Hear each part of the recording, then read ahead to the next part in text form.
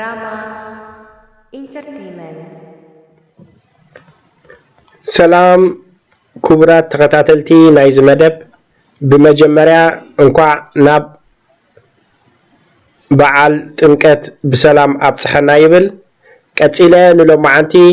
ሓንቲ ሓፃር ትምህርቲ ብዛዕባ ከመይ ጌርና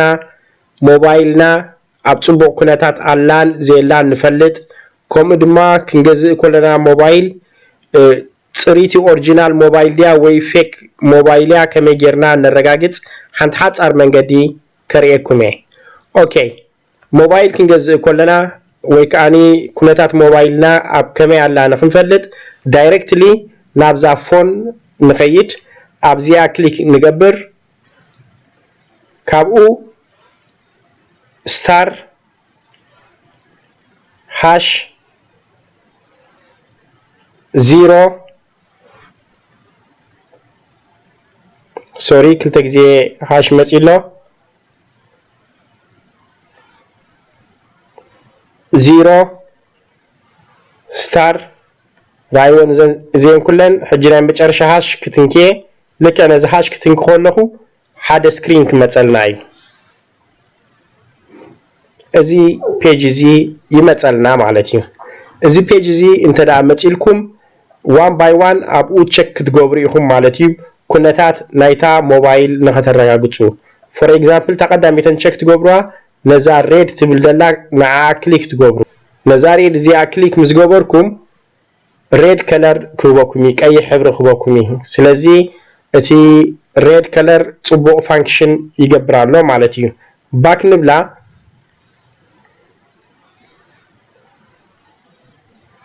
እንደገና ነዛ ግሪን ትብል ዘላ ክሊክ ትገብሩዋ ግሪን ሂባትኩም ስቲል ኣብ ፅቡቅ ኮንዲሽን ከም ዘሎ የርእሎ ባክ ንብል ኣጌን ነዛ ብሉ ክሊክ ንግበር ብሉ ከለር ሂባትና ስቲል ኢን ጉድ ኮንዲሽን ዝ ሪሲቨር ክሊክ ንግበር ንዑ ክሊክ ምስ ገበርናዮ ድምፂ ንሰምዕ ማለት እዩ ስለዚ እቲ ሳውንድ ሲስተም ፅቡቅ ሰርሕ ኣሎ ማለት እዩ ባክ ንበላ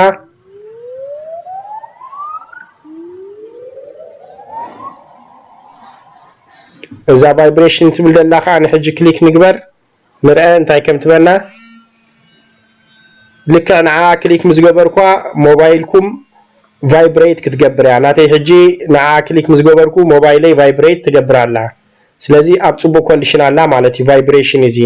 ካብኡ እዚ ሜጋ ካም ንብል ዘሎ ነዚ ክሊክ ምስ ገበርና ካሜራ ናይ ይሰርሕ ኣሎን ዘየለን የረጋግፀልና ማለት እዩ ትሪእዎ ኣለኹም እዚ ካሜራ እዚ ይህበና ኣሎ ማለት እዩ ኦኬ ባክ ንብላ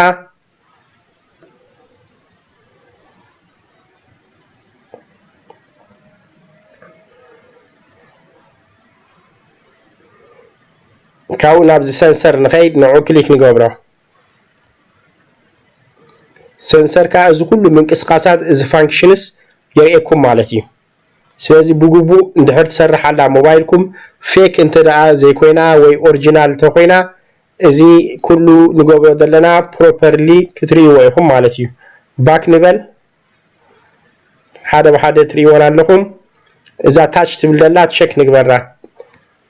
ልክዕ ንዓ ምስ ገበርኩም እዚ ፔጅ እዚ ክመፀልኩም እዩ ሕጂ እንታይ ትገብሩ ኣብዚ ናብዚ ገፀይ ታች ክገብረ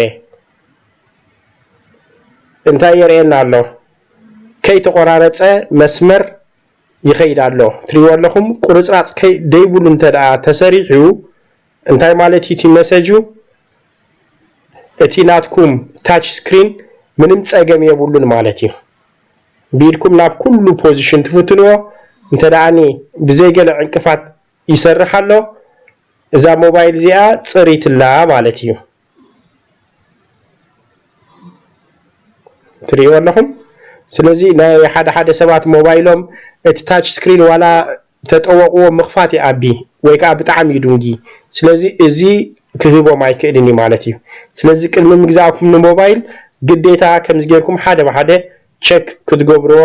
ኣለኩም ባክ ንበላ ሕጂ ንቐፅል ስለዚ እቲ ታች ስክሪን ምንም ፀገም ከም ዘይብሉ ብዚ ርኢና ኣለና ኦኬ ታች ምስበልኩሞ እታ ታች ምክትመጽልኩም አንተ ዳኒ እትመስመር ክንሰርሖ ጸናሕና ሱኢሉ ዝነጥር ኮይኑ እታ ሞባይል ታች ክትገብሩዋ ከለኹም ጸገም ክትበኩም ያ ማለት እዩ አሸጋሪ ኩነታት አላ ማለት እዩ ወይ ክትገዙ ከለኹም ፕሮፐር አይሰርሕን አሎ ማለት እዩ ብፍላይቶም ሰከንድ ሃንድ እንገዝእ ኦኬ ካቡ ስፒከር ቼክ ትገብሩ ክሊክ ትገብሩ ብዛ ስፒከር ትብልደላ አብዛ ስፒከር ክሊክ ትገብረ ልክ ንዓ ክሊክ ምዝገበርኩም እትሰምዑ ደለኹም ሳውንድ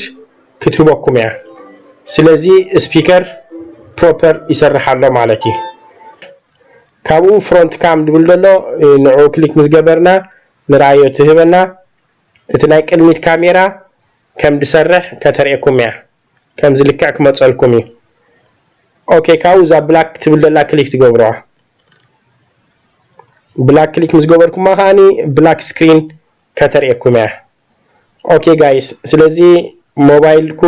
ሞባይልና ኣብ ከመይ ኮንዲሽን ከም ደሎ ሲምፕሊ በዛ ድራናያ ስታር ሃሽ 0 ስታር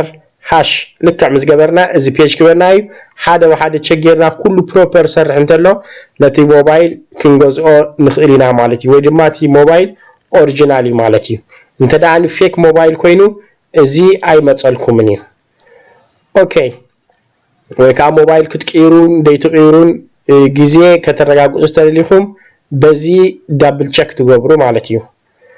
ኦኬ ካሊ ሞባይል ክንገዝእ ኮለና ቀዳማይ ነገር ክንሪዮ ደለና እንታይ ክኸውን ደለዎ ብዙሕ ሰብ እንታይ ጌጋ ይገብር ሞባይል ክገዝእ ኮሎ ካሜራ ኣለዋ ድብል ዘረባ ኣሎ ግንቲ ቀንዲ ሞባይል ክንገዝእ ኮለና ከገድሰና ዘሎ ሓደ እዘን ክንገብረን ጸንሕና ካልአይተን ኩሉ ግዜ ከተገድሰኩም ዘለዋ ኣብዛ ሴቲንግ ስተኣቱ ቀዳመይተን ቼክ ትገብሩዋ ሴቲንግ ሰአቲሁም ንታሕት ንኺድ ኣብዚ about phone ድብል ደሎ አው ክሊክ ትገብሩ አው ክሊክ ምስገበርኩም ሶፍትዌር ኢንፎርሜሽን ዝብል ኣብዚ ነሄለኩም ንዑ ክሊክ ግበሩዋ እሱ ምስከፈትኩም ኣብዚ መበል ክንደይ ቨርዥን እዩ እዚኣኹም ቀዳመይተን ቼክ ትገብሩዋ ኣብዚ ሕጂ እዚኣ አንድሮይድ 9 ትብላላ 9 and above ተኮይኑ ኣዚ ጽቡቕ እዩ ትሕቲኡ ተኮይኑ ግን ዋላ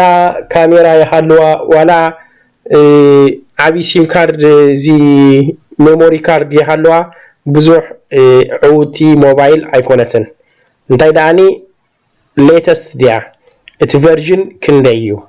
ኣብዚ ኣናተይ ሕጂ አንድሮይድ 9 ኣሎ 10 ብድሕሪ መጪሎ ካውን ላዕሊኩም እናበለ ይቕጽል ማለት እዩ So guys ኩሉ ግዜ ክትገዝኡ ከለኹም ተቐንዲ ተገድሰኩም ኣይናይ ቨርዥን ይኹም ትገዝኡ ዘለኹም 9 and above is good at this time ኣብዚ ያላትኩም ነዚ ኣነ ክትረኽቡ ሲምፕል እንታይ ጌርና ማለት እዩ ክደግመልኩም ሰምሕታት ኣይድልየኩም ዳይሬክትሊ ናብዛ ሴቲንግ ትኸዱ ታቱ ኣብዛ about phone ትብል ደላ ንዓ ክሊክ ትገብሩ ካቡ ሶፍትዌር ኢንፎርሜሽን ትብል ደላ ትኸፍተዋ አንድሮይድ ቨርዥን ትብል ደሎ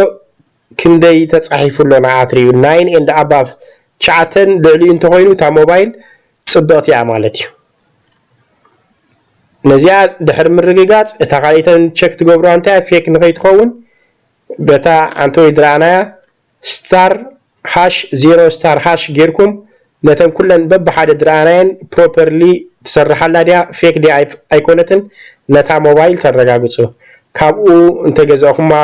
it will be okay this mobile a bit old ያ ቁርብ እርግ ዝበለት ሞባይል ያ J6 ያ but it works so perfect okay guys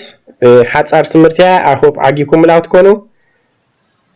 ካሊ ግዜ ብኻሊ ኣርእስቲ ክሳዕ ንራኸብ ሰላም ቀኒዩ